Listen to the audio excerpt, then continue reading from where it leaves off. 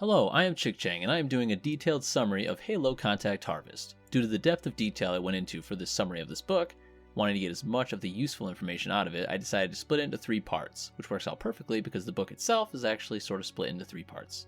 Hopefully you enjoy.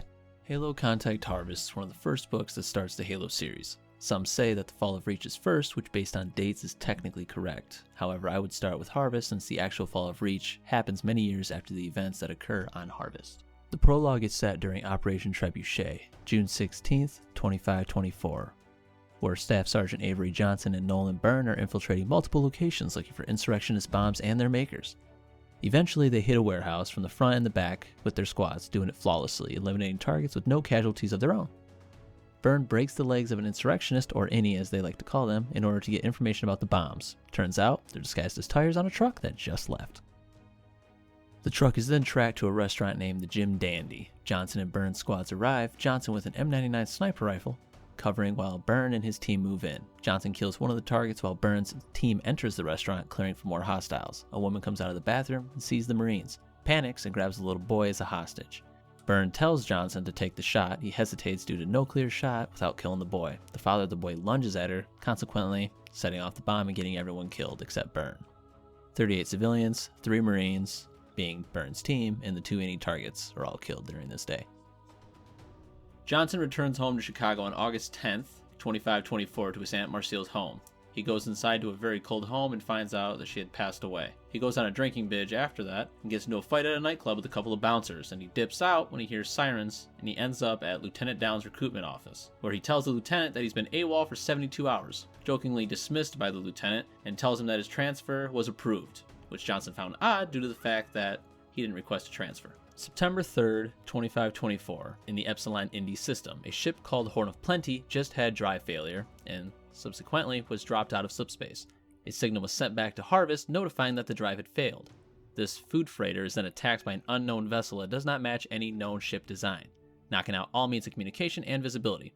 When the hull is breached, however, a notification is then sent to DCS automatically. Oni then sends an operative to see about the possible innie attack. You later find out that the ship is actually a Covenant ship, and more specifically a Kig-Yar vessel, named Minor Transgression. On this ship, you meet an Ungoi deacon named Dadab. Yes, his name is actually Dadab. Being a deacon, he is supposed to make sure that all those on the ship follow the rules of the Covenant and spread the word of the path. Dadab wants to do an excellent job, an overly excellent job, at this so that way he can get off the Kig-Yar ship, since the Kig-Yar and Ungoi do not get along whatsoever. Churiyar, the ship mistress, attacks Horn of Plenty to make sure that they are safe. 3,200 hours later, the first notification was received at Harvest by a smart AI named Sif, who deals with shipping on Harvest. She notices that the ship was supposed to be serviced due to a slipspace drive needing maintenance. Well, because of this, she delays all other shipments to double check and make sure that there are no other similar problems occurring. On December 21st, 2524, location Harvest. Johnson wakes up from cryo alongside Petty Officer First Class Healy aboard the ship, 2 for flinching. They get up and they get their belongings to prepare for transport down to Harvest surface through the Tiara. After getting to the surface, they drive a sedan to the garrison, and on their way, Johnson rips into Healy for being a little too laid back and disrespecting the uniform by wanting to try and get laid at a club on the way. After arriving at the garrison, they meet Captain Ponder. Healy tells Johnson that he will bunk with the other platoon leader at Harvest since he's kinda gotten off on the wrong foot with Johnson not wanting to be around him. Johnson asks who that is, and Healy tells him it's Nolan Byrne. Johnson freezes for a second hearing that name, but then continues unpacking. Eventually, a warthog pulls up and, well, you guessed it, Byrne walks in. Jabs at his nicely made bed, knowing what a nicely made bed looks like due to being hospitalized because of Johnson in his eyes. Johnson says he's sorry and that he's glad he made it a full recovery, but he wants none of it. He charges Johnson and they fight it out, going blow for the most part, but Byrne has a big size advantage on him. So he gets a hold of Johnson's neck, puts him up against the wall, and starts choking him out. Just then, Captain Ponder walks in holding a pistol pointed at Byrne, telling him to put Johnson down. Captain Ponder then allows both of them to punch each other one more time and squash this beef, since Johnson was never punished by the UNSC. Healy stays bunked with Johnson because he wants no piece of Byrne. Sif tells Miss Alsigny about the signal from the Horn of Plenty, and the other AI in Harvest joins the conversation. His name is Mac. He annoys Sif with his flirtatious jibes, but he doesn't really mean anything by it. However, this causes her to lash out at him, quiet him for the rest of the audit when they talk with Miss Alsigny about the signal and what possibly could have been done to avoid it. We then jump back to Minor Transgression, still near the Epsilon Indy system, where Dadab is playing a game called Rock Hunt, which is just hunting rodents and bugs with a rock.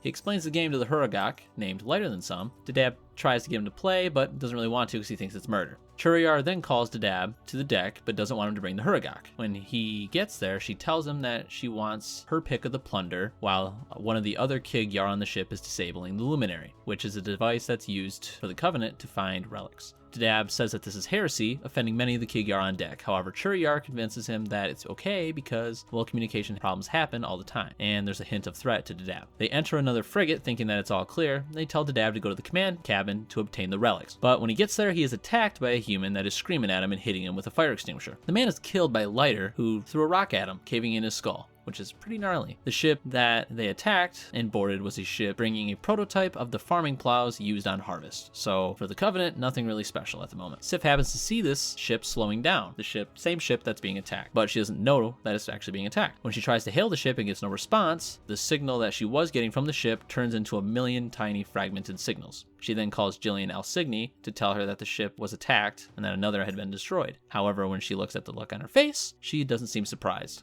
Johnson and his platoon get back from a 10-kilometer run just before Byrne and his platoon are getting back. You meet some of the recruits that will become important later on in the story, like Jenkins and Purcell, but at the moment, nothing really noteworthy. Ponder tells Johnson that he was invited to a solstice celebration and that he needs to bring one of his officers. Johnson asks why him, and while Byrne is screaming at a recruit, Ponder tells Johnson that he'd be a better fit. During the drive there, Johnson works up the nerve to ask some questions to see if Ponder knows why him and Byrne are there. Ponder tells him that he was demoted during an op that went bad, the same op that he happened to lose his arm. Similar circumstances for Johnson and Byrne. Ponder tells Johnson that he has no idea why any of them are there, and he knows that it's odd that they would send two of their best Marines to Harvest. Ponder and Johnson meet Governor Thune, who is a big man with a strong handshake. Ponder goes with Thune to talk while Johnson meets with Jillian. She tells him that there have been attacks on the freighters that have been leaving Harvest and that him and Byrne are going on a mission. Johnson says no at first, but Jillian tells him that she's an Oni commander and that he's only on Harvest because of her. We also hear that in the past, Mac shot a component into the tiara for Sif when she was malfunctioning. He was successful in this act, not without even a slight problem.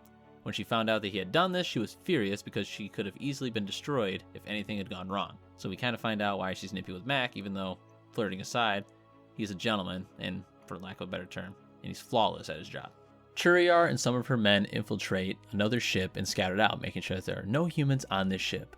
Johnson and Byrne ambush them, killing all three of her soldiers. Byrne is stabbed in the thigh during this fight, however, and after getting patched up by Johnson, Johnson continues after the leader, Churiyar. Johnson ends up shooting her, nicking her spinal cord and paralyzing her from the waist down. She charges a plasma shot from her pistol and shoots it into a methane room, causing explosions throughout the ship, which throws Johnson aside, hitting his head and knocking him out. She is killed by the blast coming out of the methane room, and while this is all happening, Dadab and Lighter Than Some escape into an escape pod with 3 of the relics from the other human ships. Back planetside, Jenkins and Forcell are at the range practicing their shots, both of them obtaining sharpshooter scores, which Ponder just so happened to be there and see. And with that, part 1 is concluded. Part 2 and 3 are in the description. Click to continue the story of our favorite sergeant in Halo. Hope you enjoyed the video. Any questions will gladly be answered. If you want more Halo lore videos, subscribe to know when they arrive. Thank you all, and to all a good day.